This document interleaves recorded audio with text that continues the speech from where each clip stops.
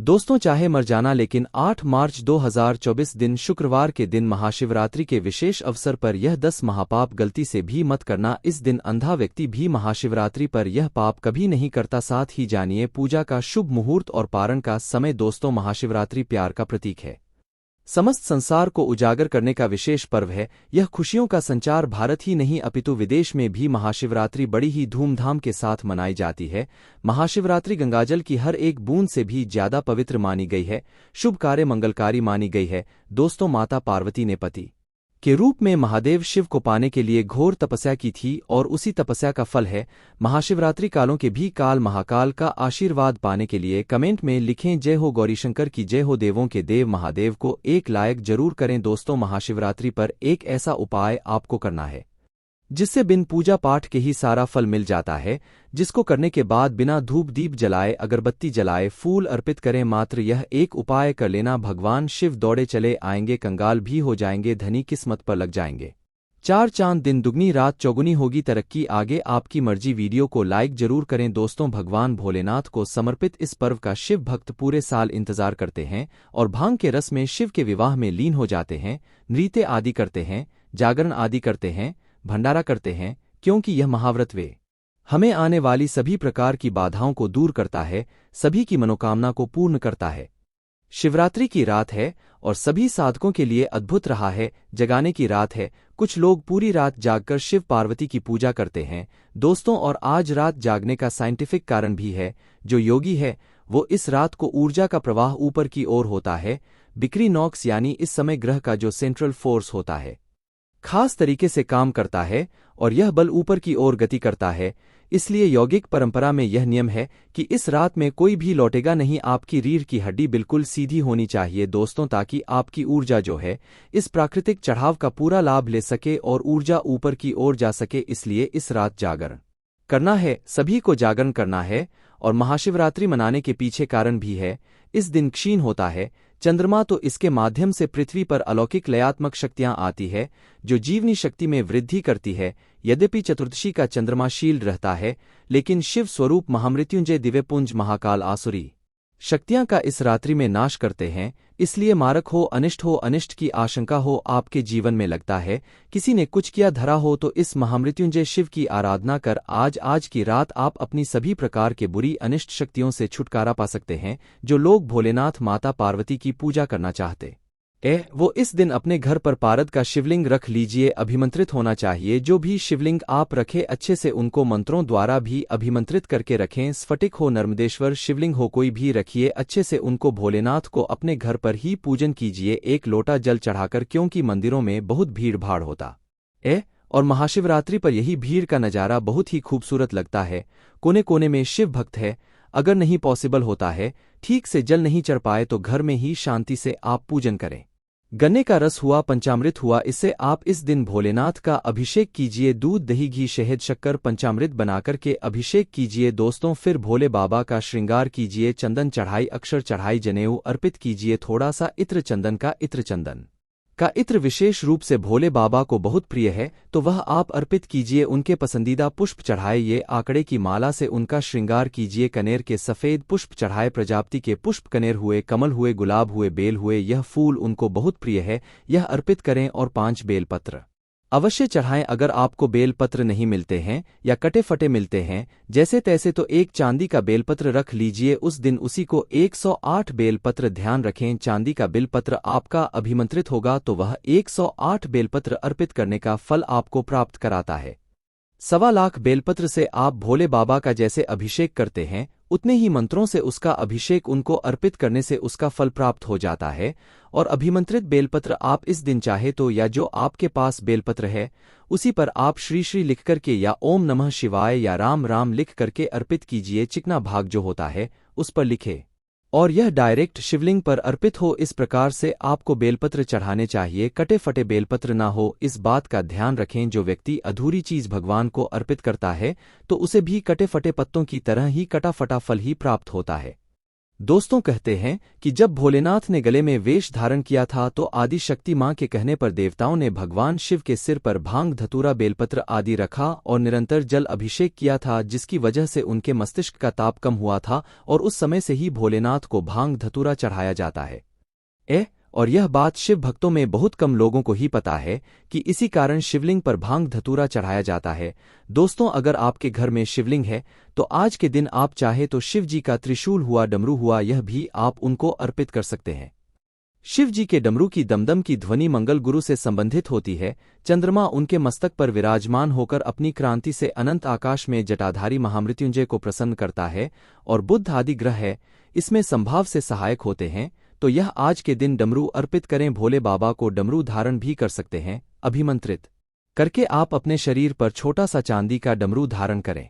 NASA में एक महिला वैज्ञानिक है जिनका नाम सेलिना है। उनके गले में भगवान शिव के डमरू है। वह मानती है पूरा ब्रह्मांड ही शिव है, इसीलिए आप भी अपने गले में छोटा सा डमरू अवश्य धारण करें। जब अंग्रेज लोग, विदेशी लोग डमरू धारण कर सकते हैं, शिव का नाम ले सकते हैं, तो आप तो सच्चे सनातनी है।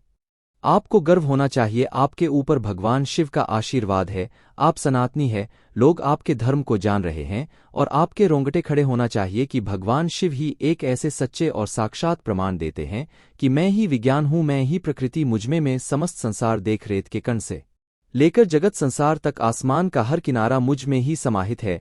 दोस्तों, इसीलिए डमरू अवश्य धारण करें, त्रिशूल अवश्य धारण करें, लेकिन वह अभिमंत्रित होना चाहिए। सभी पुरुष इसको हाथ में करे की भांति धारण कर सकते हैं। यह अपने आप में चमत्कारी होता है। और भोले बाबा तो वो है जिनके सिर पर तो काम बड़ी भी श्रावण में मटके फोड़ देते हैं, वो बेचारे फिर भी फल देते हैं। लेकिन भोलेनाथ जितना जल्दी प्रसन्न होते हैं उतना जल्दी क्रोध में भी आ जाते हैं। कुछ खास चीजें होती हैं जो उनको बिल्कुल पसंद नहीं आती है। आज हम बात करेंगे उन चीजों की जहां एक और भांग धतूरा उनको बहुत प्रिय है, पुष्प उनको बहुत प्रिय है, जल का अभिषेक करना उनको बहुत प्रिय है, पंचामृत गन्ने का रस, इससे आप अभिषेक कीजिए, उनको बहुत प्रिय है।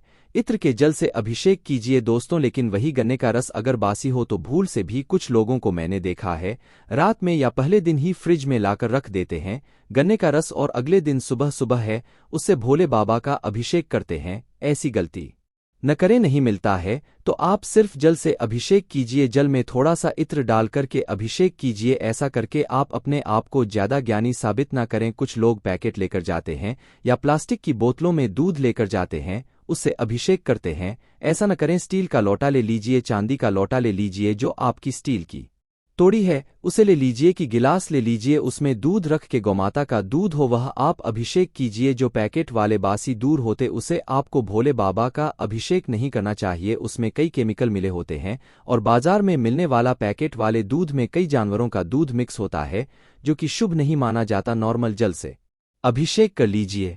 अगर नहीं मिलता है तो यह भी बहुत चमत्कारी होता है। उसकी जगह सरसों तेल ले लीजिए, उसे अभिषेक कीजिए, तेल के तेल से अभिषेक कीजिए, ये सभी चमत्कारी होते हैं। लेकिन नारियल पानी से भी कुछ लोग अभिषेक करते, कई पंडितों को मैंने देखा है नारियल पानी से अभिषेक कराते हैं। नहीं कीजिए, क्योंकि नारियल को श्री का प्रतीक माना यानी लक्ष्मी का प्रतीक माना गया और उनको विष्णु भगवान की पत्नी का स्वरूप माना गया है, इसलिए उनको आपको शिव जी पर अर्पित नहीं करना चाहिए, वर्जित होता है। कुछ लोग शंख से भी अभिषेक करते हैं, प्रेम वर्ष करते हैं, क्योंकि विष्णु भगवान को हमेशा हम लोग बताते रहते हैं कि दक्षिणावर्ती शंख से अभिषेक कीजिए। दक्षिणावर्ती शंख, अब उनके घर पर दक्षिणावर्ती शंख होता है तो बड़े प्रेम बस जाकर भोले बाबा का भी उसे अभिषेक कर डालते हैं। दोस्तों, ऐसा नहीं कीजिए। शिवजी की पूजा में शंख का उपयोग वर्जित है, क्योंकि भगवान शिव ने शंखचूड़ नामक राक्षस का वध किया था और उसका जो शरीर जब भस्म हो गया था उसी शरीर के भस्म से शंख की उत्पत्ति हुई थी, इसलिए शंख को असुर का प्रतीक माना जाता है। विष्णु भगवान का भक्त था और इसलिए भोलेनाथ की पूजा में शंख का उपयोग निषेध बताया गया है। दोस्तों, कोई भी स्त्रियोचित वस्तु आपको नहीं चढ़ानी है, जैसे हल्दी। अब वैसे देखिए तो हर मांगलिक कार्य में, धार्मिक कार्य में हल्दी चढ़ाई ही जाती है, लेकिन भोलेनाथ की पूजा में हल्दी नहीं चढ़ाना है आपको, क्योंकि शिवलिंग को पुरुषत्व का प्रतीक मानते हैं। सिंदूर भी वर्जित है। सुहाग ने अपने पति की लंबी आयु के लिए सिंदूर भरती है, कुमकुम लगाती है, लेकिन आप माता पार्वती का नाम लेकर अर्पित कीजिए, पार्वती माँ को अर्पित कीजिए। लेकिन भोलेनाथ बैरागी है, उनको ये चीजें आपको नहीं अर्पित करनी चाहिए, उसकी जगह आप उनको भस्म चढ़ाई है, उसे भोले बाबा प्रसन्न होते हैं। दोस्तों, अब आपको चढ़ाना भी है तो कहाँ चढ़ाएंगे? आप बोलेंगे कई जगह मैंने देखा है, चढ़ते हुए तो कहाँ चढ़ाते हैं, जलाधारी पर चढ़ाते हैं। जो शिवलिंग के देखिए दो भाग होते हैं, एक भाग जो लिंग होता है वो शिव जी का प्रतीक होता है दोस्तों, दूसरा भाग जल आधारित जहां से जल का निकास होता है उसे माता पार्वती का प्रतीक माना गया है। तो आप जलाधारी पर आप सिंदूर हुआ, हल्दी हुआ, ये चीजें आप वहां अर्पित कर सकते, लेकिन जो शिवलिंग है उस पर आपको अर्पित नहीं करना चाहिए। इसी प्रकार पुष्पों के शौकीन हैं, बोले बाबा को जितने पुष्प चढ़ाए यह श्रृंगार कीजिए, बड़े प्रसन्न होते हैं। लेकिन एक पुष्प है जो उनकी पूजा में निषेध है, सभी लोग जानते हैं, केतकी का फूल। बहुत खूबसूरत कथा भी आई है कई बार की जब ब्रह्मा भगवान में विवाद छिड़ गया था। ब्रह्मा जी सृष्टि के रचयिता उन्हें कारण अपने आप को श्रेष्ठ बताने लगे और इसी तरह से विष्णु भगवान पूरी सृष्टि के पालनकर्ता के रूप में खुद को श्रेष्ठ बता रहे थे। दोनों के बीच में जबरदस्त विवाद हो गया दोस्तों। तब बीच में एक विशाल लिंग प्रकट हुआ। अब दोनों देवताओं में यह सहमति हुई, निश्चय किया गया कि इस लिंग के छोड़ का अहले जो पता चला आएगा वहीं सर्वश्रेष्ठ होगा। तब दोनों देवताओं ने शिवलिंग की विपरीत दिशा में शिवलिंग की छोर ढूंढने की कोशिश की। काफी समय हो गया, किसी को भी शिवलिंग का छोर नहीं मिला। तो विष्णु भगवान तो लौट गए और उसके थोड़ी देर बाद ब्रह्मा जी भी आ गए दोस्तों। अब ब्रह्मा जी ने लौटने के बाद विष्णु भगवान से कहा कि मैं तो शिवलिंग के छोर को ढूंढ कर आया हूं, और उन्होंने केतकी के फूल को इस बात का साक्षी बताया, लेकिन ब्रह्मा जी ने झूठ बोला था। अब ब्रह्मा जी जब असत्य बोल रहे थे तो शिव भगवान वहां प्रकट हुए और ब्रह्मा जी का गुस्से में एक सिर काट दिया और केतकी के फूल को श्राप दिया। पूजा में केतकी के फूलों का इस्तेमाल नहीं होगा, और इसी शराब की वजह से केतकी के फूल को शिव जी की पूजा में निषेध बताया जाता है, तो उनको नहीं चढ़ाना है दोस्तों। और दूसरी तरफ भी बहुत अत्यंत सुगंधित भी होता है। कहते हैं कि मोह माया की ओर ध्यान आकर्षित करता है, तो भोलेनाथ तो इन चीजों से दूर रहते हैं। इनको आपको नहीं चढ़ाना चाहिए दोस्तों। तुलसी पत्र भी नहीं चढ़ाया जाता है।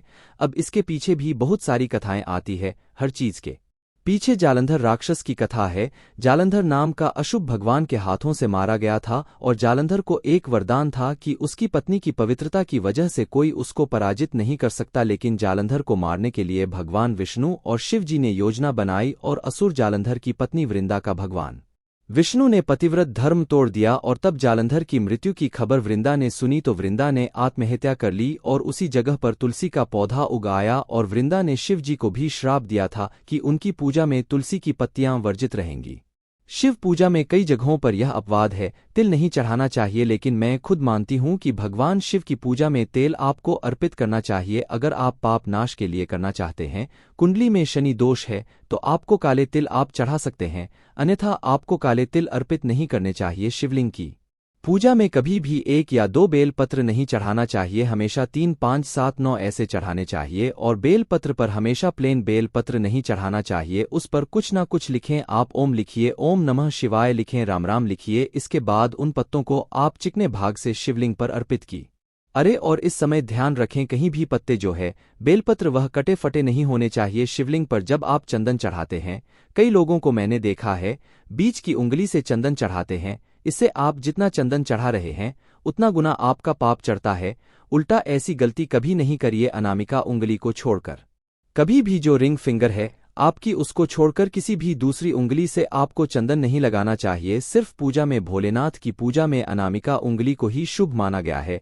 भोलेनाथ की पूजा में अक्षत, मैं हमेशा कहता हूं कि अक्षत का उपाय भी बताने वाला हूं, जबरदस्त उपाय है दोस्तों। अब इनकी पूजा में अक्षत का उपयोग करना चाहिए। अक्षत यानी बिना टूटे हुए चावल। टूटे हुए चावल कभी भी गलती से भी शिवजी की पूजा में नहीं चढ़ाएं, हमेशा साहब चढ़ाएं। मात्र 5 दाने चावल चढ़ाई आपके पास नहीं है, ज्यादा तो 1 मुट्ठी चावल का नियम आता है। पूरा आपको सारी पूजा करने के बाद अर्पित करना चाहिए, दोनों हाथों से मनोकामना बोलते हुए ले।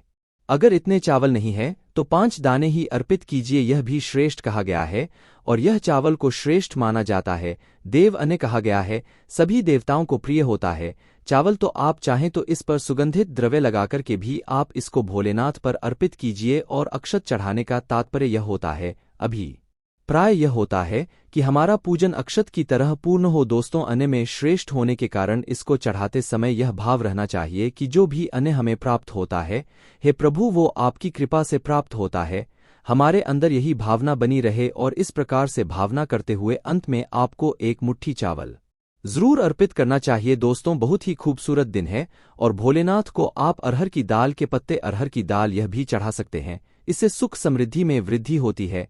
अगर आपके जीवन में कोई तकलीफ दूर नहीं हो रही है, कोई विशेष कार्य पूर्ण नहीं हो रहा है, तो मूंग की दाल चढ़ाई है। जीवन में संतान भूख की कमी हो रही है तो गेहूं चढ़ाना चाहिए। और जो भी शिवलिंग हो, चाहे पत्थर का हो, मिट्टी का हो, चीनी मिट्टी का हो, आप जब भी किसी मंदिर आदि में जाते हैं तो वहां पर क्या होता है, आपको शिवलिंग पर जो चढ़ावा प्रसाद है, मैंने कई जनों को देखा है, वहां से लेकर के आ जाते हैं। गलती से भी शिवलिंग पर चढ़ा हुआ प्रसाद आपको नहीं लेकर के आना चाहिए। दोस्तों, कहा जाता है यह चंदेश्वर का भाग होता है। चंदेश्वर का अंश यानी यह प्रसाद भूत प्रेतों का अंश होता है, इसलिए कभी भी शिवलिंग पर चढ़ावा प्रसाद नहीं खाना चाहिए। दूसरी चीज, शिवलिंग की जब परिक्रमा की जाती है तो जैसे चंद्रमा आधा होता है, शिव जी के मस्तक पर आधा चंद्रमा होता है, इसी तरह से उनकी परिक्रमा भी आदि की जाती है। इस बात का ध्यान रखें दोस्तों, शिवरात्रि के दिन दूसरों को दुख पहुंचाना, किसी की गलत तरीके से कोई हानि पहुंचाना, सीधे साधे लोगों को परेशान करना, मंदिरों में जा रहे हैं तो गलत तरीके से ताक झांक करना, इस तरह के लोगों को हमेशा शिवजी पाप देते हैं, इनसे नाराज हो जाते हैं। क्योंकि शिव पुराण में लिखा है, साक्षात महाशिवरात्रि के पावन अवसर पर भगवान शिव किसी भी रूप में धरती पर आ सकते हैं और भक्त की परीक्षा ले सकते हैं। भगवान शिव आपकी कठोर परीक्षा भी ले सकते, साधारण परीक्षा भी ले सकते हैं। इसीलिए ऐसा पाप कभी मत करना। हर मनुष्य में जिसे शिव ही शिव देखते हैं, उसे नारायण का आशीर्वाद मिलता है, देवियों का आशीर्वाद मिलता है। भगवान शिव साक्षात उसे शिवलोक में स्थान देते हैं। दोस्तों, हमें नहीं पता किस रूप में नारायण मिल जाए, भगवान शिव मिल जाए किस रूप में, जानवर आदि के रूप में, प्राणी के रूप में, पशु पक्षी के रूप में भगवान शिव हमें दर्शन दे जाए, हमें पता नहीं चलता। इसीलिए मनुष्य को चाहिए कि साधारण जीवन और सरल स्वभाव, उसके मन में ममता कूट कूट कर भरी होनी चाहिए, तभी ही भगवान शिव से दर्शन देते हैं और दीर्घायु प्रदान करते हैं और उसके मन में ही वास करते हैं, श्री हरि वास करते हैं। दोस्तों, क्योंकि एक बार जब पार्वती माता ने भोलेनाथ से पूछा कि आप गृहस्थ लोगों का कल्याण किस तरह से हो सकता है, तो भोलेनाथ ने बताया कि ऐसे गृहस्थ पर सभी देवता, ऋषि, मुनि हो, महर्षि हो प्रसन्न रहते हैं, जो सच बोलते हैं, जो सभी प्राणियों पर दया करते हैं, जो अपने मन और इंद्रियों पर संयम रखते हैं, सामर्थ्य के अनुसार सेवा परोपकार करते हैं, अपने माता पिता, अपने बुजुर्गों की सेवा करते हैं, जो शील से रहते हैं, एक लिस्ट रहते हैं, सदाचार से रहते हैं, अतिथियों की सेवा के लिए तत्पर रहते हैं, क्षमाशील होते हैं और धर्मपूर्वक धन का उपार्जन करते हैं, जो दूसरों के धन पर लालच नहीं रखते हैं, जो पराई स्त्री को वासना की नजर से नहीं देखते, जो किसी की निंदा नहीं करते और सबके प्रति मैत्री और दया का भाव रखते हैं, जो सबसे प्यार से बोलते हैं। दोस्तों, तो इस बार सच्चे दिल से शिवरात्रि मनानी है। मनुष्य को ऐसे भी अपने जीवन में शुभ कर्म करते रहना चाहिए। जैसा कर्म करेंगे आज वैसा ही आपको प्रारब्ध मिलेगा, क्योंकि सबसे बलवान अत्यंत अंत में प्रारंभ ही होता है और उसी के अनुसार जीव भोग करता है। दोस्तों, जागते रहे, जागने की रात है, महाशिवरात्रि की रात है और सिर्फ बाहर से नहीं जागना है, अंदर से भी अपने आप को जागरूक करना है, अपने अंदर की आत्मा को, सच्चाई को जगाकर रखना है, भोलेनाथ से कनेक्ट करना है और कुछ कार्य न करें ज्यादा से ज्यादा। ओम नमः शिवाय, ओम नमः शिवाय, ओम नमः शिवाय, ओम नमः शिवाय का जप करते रहें। अगर आप भगवान शिव को अपना पिता मानते हैं, सच्चे दिल से उन्हें अपना ईश्वर डाटा, जगतगुरु, समस्त संसार हेतु ब्रह्मांड का डाटा मानते हैं, यूनिवर्स मानते हैं, गैलेक्सी मानते हैं, उनसे प्यार करते हैं, तो एक लाइक जरूर करना। हर हर महादेव।